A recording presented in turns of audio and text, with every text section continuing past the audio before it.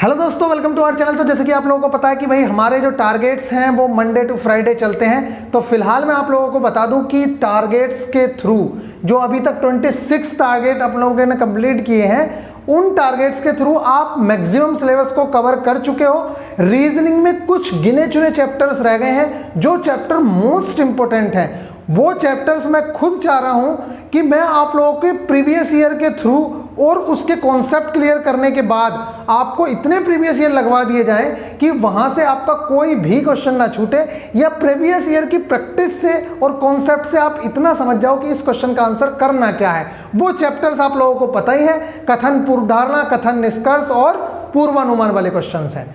तो वो वाले जो क्वेश्चंस हैं उनका पहले मैं कॉन्सेप्ट समझाना चाहता हूं और फिर उसके बाद मैं आप लोगों को प्रीवियस ईयर इतने लगवाना चाहता हूं जितने भी क्वेश्चन आज तक आए हुए हैं। हमारे पास कलेक्शन तो है, आप लोगों को पता है कि टोटल कलेक्शन है सारे क्वेश्चंस का। तो जितने भी क्वेश्चंस आए थे वो मैं आप लोगों को प्रोवाइड करा दूंगा, और आप लोग विश्वास मानिए कि शायद ही कोई क्वेश्चन होगा जो उससे बाहर होगा या उस टाइप का क्वेश्चन ना हो। ठीक है, तो बिल्कुल घबराने की जरूरत नहीं है। इस टाइम पे सबसे ज्यादा जो जरूरत है, मैं बार बार एक ही बात कह रहा हूं कि रिवीजन की आप लोगों को बहुत ज्यादा जरूरत है। तो आप लोग अपने रिवीजन को ज्यादा ध्यान दो, क्योंकि आपके पास टाइम बहुत है और ये जो चैप्टर्स हैं ये आप लोगों के बड़ी ही आसानी से निपट जाएंगे। तो प्लीज आप लोग रिवीजन को इग्नोर मत करना और रिवीजन करते रहना। अब बहुत सारे बच्चे ऐसे हैं जो ये कह रहे हैं कि अपने टारगेट्स बना के पढ़ो। तो बिल्कुल मैं आप लोगों से कहूंगा, अगर आपके अंदर क्षमता है तो आप अपने टारगेट्स बना के पढ़ सकते हो। लेकिन हमने खुद प्रैक्टिकल किया है कि जब हम खुद पढ़ने बैठते हैं तो हमें ऐसा लगता है कि यार कभी ये वाली बुक खोल ले, कभी ये वाली खोल ले, अब ये वाला चैप्टर पढ़ ले, बोल, मतलब टारगेट्स हो नहीं पाते हैं। तो अगर किसी की क्षमता है तो बिल्कुल टारगेट्स कंप्लीट करे। और मैं तो ये कह रहा हूं कि आप अपने डेली के टारगेट्स खुद बना के पिछली चीज़ों को रिवाइज करो, और बाकी जो हम टारगेट्स दे रहे हैं उस चीज़ को तो कंप्लीट करो ही। फिलहाल एक इंपॉर्टेंट इन्फॉर्मेशन ये है कि आपके भाई के ट्रांसफ़र की रिगार्डिंग लगभग सारा प्रोसेस कंप्लीट हो गया है। तो हो सकता है अगर भगवान ने चाहा तो मैं घर पहुंच जाऊंगा, और फिर घर से तो बहुत अच्छे से सारी चीज़ें चल पाएंगी। और अगर थोड़ा बहुत इशू हुआ तो आप लोगों को इन्फॉर्म कर दिया जाएगा। इसमें कुछ इंपॉर्टेंट चीज़ ये है कि इन दिनों में 1 से 2 दिनों में, अगले आपको ये 2 दिनों का तो लगभग ये टारगेट है, इसके बाद आप लोगों को कुछ मैं वीडियोस के थ्रू मैं सजेशन दूंगा। आप वो वाले टारगेट जरूर से जरूर कंप्लीट करना। मोस्ट इंपॉर्टेंट सेशंस होंगे जो आप लोगों के सिलेबस से बाहर कभी नहीं होते हैं। सिर्फ और सिर्फ सिलेबस ही होगा। ये मत समझना कि इधर का है या उधर का है, लेकिन सिलेबस ही है जिसमें बायो ज़्यादा इंपॉर्टेंट है। कुछ बायो के लेक्चर्स बचे हैं तो वो चीज़ें आप लोग जरूर से जरूर करेंगे, और बायो का रिविज़न जरूर से जरूर करते रहना।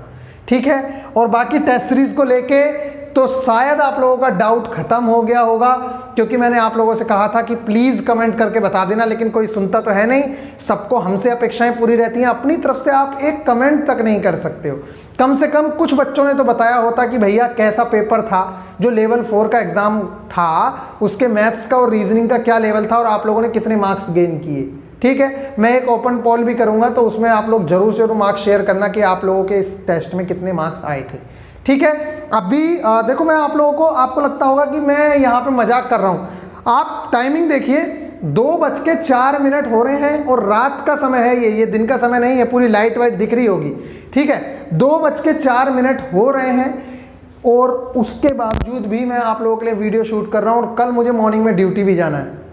ठीक है, तो गाइस जब हम आप लोगों के लिए इतना जाग सकते हैं, तो आप अपने टारगेट्स को कंप्लीट करने के लिए, अपनी जॉब को पाने के लिए कम से कम इतना टाइम दो कि यार आपका सिलेक्शन श्योर हो जाए। और देखो, एक बात सुन लेना, कान खोल के सुन लेना, बाद में गाली देने से 100 जगह अच्छा है अभी मेहनत कर लो। मैं बता रहा हूं, 70 से नीचे वाले का बहुत मुश्किल से सिलेक्शन दिखेगा। इसलिए अपना कम से कम टारगेट लेके चलो कि मुझे 70 प्लस में होना चाहिए। 70 प्लस की कैटेगरी में अगर आप नहीं आओगे तो ये मान के चलिए कि आपका सिलेक्शन हो तो सकता है, मतलब आप बिल्कुल लाइन पे रहोगे कि होगा अभी नहीं होगा। इसलिए अपने आप को सेफ जोन में लाने के लिए कम से कम 70 प्लस कर लो। और ये हैं आप लोगों के कुछ टारगेट्स, जिसमें मैं आप लोगों को बता दूं, जैसे कि रीजनिंग में मैंने टारगेट दिया है घड़ी वाला चैप्टर। ठीक है, इस चैप्टर में अब बच्चे करते हैं कि घड़ी आप बहुत ज्यादा पढ़ते हो, तो घड़ी से इतने ज्यादा क्वेश्चंस नहीं आते हैं।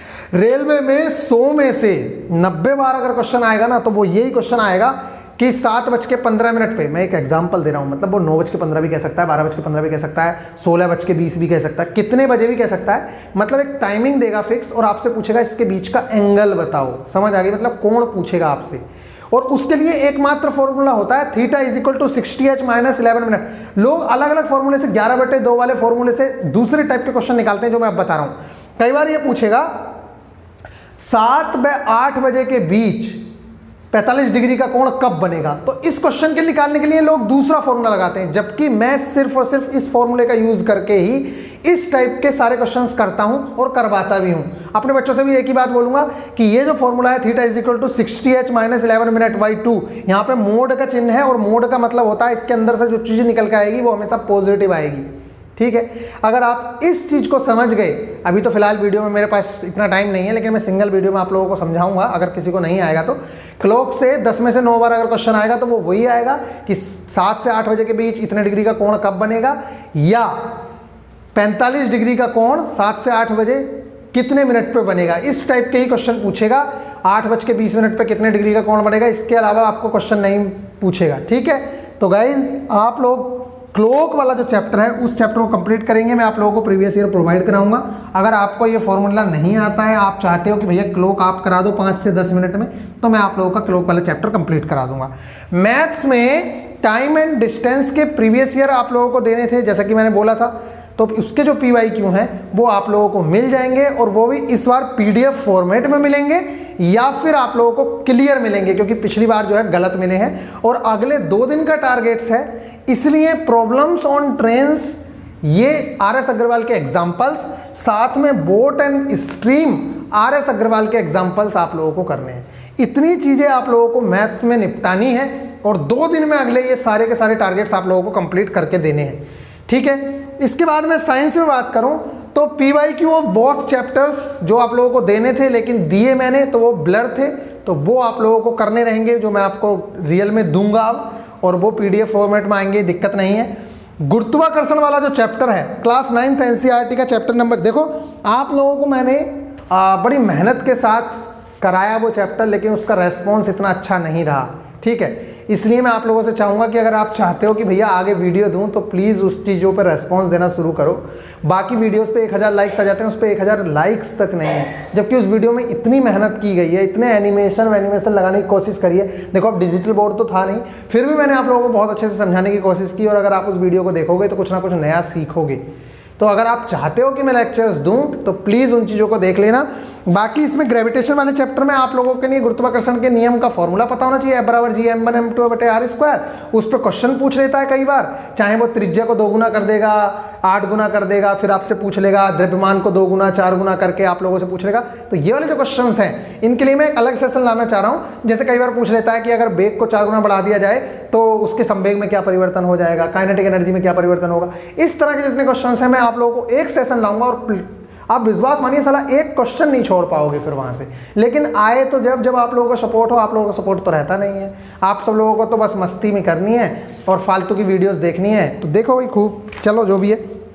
तो इसके चैप्टर्स के जो फॉर्मूलेज हैं वो बस एक ही फॉर्मूले पर आधारित ज़्यादा चीज़ें हैं। फिर उसके बाद आप लोगों को जो दूसरा फॉर्मूला है उसे मैं बता ही चुका हूँ क्या इंपॉर्टेंट है, वो गति की समीकरणें हैं, तो वो कैसे चेंज हो जाती हैं वो यहाँ पे लिखा हुआ है सारा का सारा G के मान के हिसाब से।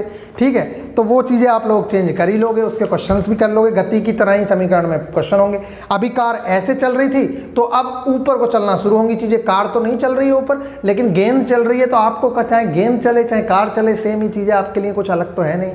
चाहे ट्रेन चला लो, चाहे साइकिल चला लो, चाहे बाइसिकल चला लो, आपको तो वैल्यूज से मतलब है कि U दिया है, A दिया है, क्या दिया है, समझ आ गई ना। और यहाँ G की वैल्यू 9.8 लगानी है बस, या 10 लगानी है कहेगा तो क्वेश्चन में।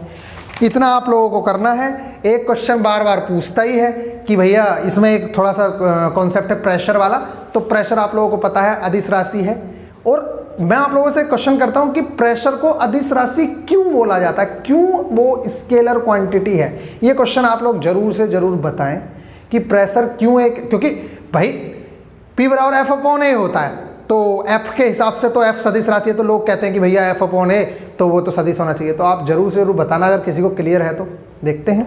ठीक है, इसके अलावा उत्प्लावकता है, और आर्किमिडीज का प्रिंसिपल है, ये चीज़ें आप लोगों को पता ही हैं। और आपेक्षिक घनत्व का मात्रक क्या होता है, रिलेटिव डेंसिटी का मात्रक क्या होता है, ये क्वेश्चन कई बार पूछा जाता है। इस क्वेश्चन को जरूर से जरूर बताना और रिलेटिव डेंसिटी होती क्या है ये भी बताना। और इसके साथ गुरुत्वाकर्षण वाला चैप्टर खत्म हो जाएगा और जब हम पढ़ाएंगे तब अच्छे से पढ़ाएंगे। अभी तो बस आप लोगों से कह रहे हैं कि आप लोग जहां से मन करे वहां से कंप्लीट करो। एनसीईआरटी पढ़ना कंपलसरी है और एक बार आप रीडिंग मार लोगे और उसके बाद हमारा लेक्चर देख लोगे तो कहीं बाहर नहीं जाएगा, ठीक है। तो ये वाली चीजें साइंस की हो गई। स्टैटिक जीके में सेंट्रल गवर्नमेंट की स्कीम सब रटना शुरू करो और बहुत ज़्यादा इंपॉर्टेंट रहेंगी ही रहेंगी। दूसरी चीज़ इसमें मैंने लिखा नहीं है, जो बैडमिंटन का थॉमस कप शायद बैडमिंटन का है ना, हाँ बैडमिंटन का ही है। तो इस टाइम पे थॉमस कप की वजह से क्योंकि हमने 73 सालों में ये कारनामा किया है तो ये बहुत बड़े प्राउड की बात है। और अभी तक कंपनी फाइनल नहीं हुई है और बाद में वो क्वेश्चंस बनाएगी तो ये मान के चलो कि लेटेस्ट जीके आने वाली है। एनटीपीसी की तरह मत समझना, क्योंकि एनटीपीसी का क्या था, अगर टीसीएस के पास पेपर आया तो हो सकता है कि भाई थोड़ा बहुत इधर उधर कर ले, अदरवाइज ये मान के चलो कि जो भी कंपनी अब फाइनल होगी तो जब कंपनी फाइनल होगी उसके बाद पेपर बनेगा, मतलब लेटेस्ट करंट मिल सकती है और बहुत ज़्यादा पॉसिबिलिटीज़ हैं लेटेस्ट करंट के। इसलिए ये थॉमस कप की वजह से बाकी सारे भी जो कप हैं कि कौन सा कप किस चीज़ से रिलेटेड है वो आप लोगों से पूछे जाएंगे। तो हम लोग जितने भी बैडमिंटन के कप हैं वो सारे के सारे याद करेंगे और वो चीज़ें आप लोगों को आनी चाहिए, यहाँ पे ये जोड़ लीजिएगा बैडमिंटन के अवार्ड। बाकी सेंट्रल गवर्नमेंट की स्कीम्स आप लोगों को याद करना शुरू करना है। डिफेंस एंड सिक्योरिटी वाला रह गया है कुछ थोड़ा सा पार्ट, वो करेंगे। हाई कोर्ट्स ऑफ इंडिया ने रट लो आप, ठीक है। कि अब देखो ऐसा तो है नहीं जीके में थोड़ी थोड़ी चीज़ें ही करोगे, तो किस राज्य का हाई कोर्ट कहाँ पे है, मतलब न्यायालय कहाँ है, उच्च न्यायालय कहाँ है, ये आप लोगों को पता होना चाहिए। उसके अलावा कुछ रिमेनिंग अवार्ड बचे हुए हैं अभी भी, वो अवार्ड आप लोगों को करने हैं। पहले मैंने टारगेट में दिए थे लेकिन अवार्ड इतने ज़्यादा हैं और वहाँ से 2 से 3 क्वेश्चन आप लोगों ने देखा एनटीपीसी में भी लगातार आ रहे थे, तो वो रटने तो पड़ेंगे क्योंकि वो आते ही हैं, ठीक है। तो मोस्ट इंपोर्टेंट रट लीजिएगा। अनुसूचियाँ मैं करवा भी चुका हूँ, फिर दोबारा से दे रहा हूँ क्योंकि इंपॉर्टेंट होती है। ये पूछा जाता है कि कौन सी अनुसूची में किस चीज़ का जिक्र है, जैसे पूछ लेते हैं अभी पंचायती राज वाला आया भी था एनटीपीसी में, ठीक है। तो अनुसूची का किसका किसमें चीज़ में जिक्र है, ये वाली चीज़ें पूछी जाती हैं। और राज्य के नीति निर्देशक तत्व, इन सब चीज़ों के नोट्स वगैरह जो हैं आप लोगों को टेलीग्राम ग्रुप में मिलेंगे। तो जो लोग अभी तक तैयारी कर रहे हैं और टेस्ट नहीं दे रहे हैं, मैं आप लोगों से रिक्वेस्ट करूंगा चाहे जहां मन करे। अच्छा ये बच्चे कह रहे हैं कि भैया टेक्स्ट बुक के टेस्ट मत लगाओ, तो अच्छा मैं आप लोगों से क्या कह रहा हूं, मैं कह रहा हूं कि आप टेक्स्ट बुक के मत लगाओ, चलो गंगा घाट का टेस्ट आपको फ्री में मिल रहा है ना, आप उसे भी लगाओ। किसने मना किया आप लोगों से? जब पेपर होगा तब बताना कि भैया कहाँ से चीज़ें हो रही थी। अच्छा आपको क्या लगता है कि टेक्स्ट बुक वाले टेस्ट को हार्ड नहीं कर सकते? वो यूपीएससी तक के टेस्ट बना रहे हैं, सीजीएल के टेस्ट बना रहे हैं, बैंक पीओ के टेस्ट बना रहे हैं, तो क्या वो टेस्ट आपके हार्ड नहीं कर सकते? अरे आपका टेस्ट बनाया तो आपके लेवल के अकॉर्डिंग बना रखा है उन्होंने, वो बेवकूफ़ नहीं है। अगर वो चाहें तो वो भी डिफिकल्ट क्वेश्चन डाल सकते हैं। तो डिफिकल्ट क्वेश्चन डालना मकसद नहीं है, मकसद ये है कि जो एग्जाम में आने वाला है वो क्वेश्चन आप लोग करने हैं, ठीक है। बाकी तो अगर आप कहते हो तो साला हम खुद कह के उनसे हार्ड क्वेश्चंस डलवा देते हैं, आप करो और फिर आपको प्राउड फील होगा, फिर आपको लगेगा अरे यहाँ तो मेरे 50 नंबर आ रहे हैं, ये अच्छा टेस्ट है। 50 नंबर नहीं, कॉन्फिडेंस बिल्कुल डाउन भी नहीं करना, इतना पेपर हार्ड भी नहीं आता है भाई जितना आप समझ रहे हो। 4-5 क्वेश्चन अगर हार्ड आ गए तो इसका मतलब ये नहीं है कि पूरा पेपर टफ आ गया भाई। अगर टाइम एंड वर्क से कोई इतना बड़ा क्वेश्चन आ गया तो आप ये नहीं कह सकते कि पूरा पेपर हार्ड था। हमारे साथ भी ऐसा हुआ है कि भाई कभी हमें लग रहा है कि एक किसी चैप्टर से बहुत डिफिकल्ट क्वेश्चन आ गया, तो इसका मतलब ये नहीं है कि पूरा का पूरा सब कुछ डिफिकल्ट था। चलिए मिलेंगे फिर नेक्स्ट वीडियो में। ख्याल रखिएगा जिन लोगों के पास टेस्ट सीरीज़ वगैरह नहीं है, अगर वो परचेज करना चाहते हो तो भैया टेस्ट सीरीज़ परचेज कर सकते हो और टेस्ट लगा सकते हो। मेरा तो खुला कहना है कि जब आपके पास टाइम है तो आप दूसरों की टेस्ट सीरीज लगा क्यों नहीं रहे जब आपको फ्री में मिल रही है। जो बच्चा गंगा घाट पे टेस्ट दे रहा है, आपको घर में उनकी एप्लीकेशन से वो टेस्ट मिल रहा है, आप लगाते क्यों नहीं हो? लगाओ ना, देखो ना, परखो अपने आप को कि आपका लेवल क्या है और दूसरे बच्चे कितने मार्क्स गेन कर रहे हैं, आप कितने मार्क्स गेन कर रहे हो, आपकी रैंक क्या आ रही है, परखते क्यों नहीं हो? किसने मना किया कि आपके पैर पकड़ रखेंगे किसी ने? भाई करो ना, जो काम करना है उससे करने से चूको मत। जब आपके पास टाइम है तो करो, रिवीजन तो हो ही चुका है सारा, लगभग सिलेबस भी कंप्लीट हो चुका है, तो टेस्ट देते क्यों नहीं हो? खाली पबजी खेलने से अच्छा, आईपीएल देखने से अच्छा तो ये है कि अपने टेस्ट लगाओ, इसके भी लगाओ उसके भी लगाओ, पता तो चलेगा कुछ।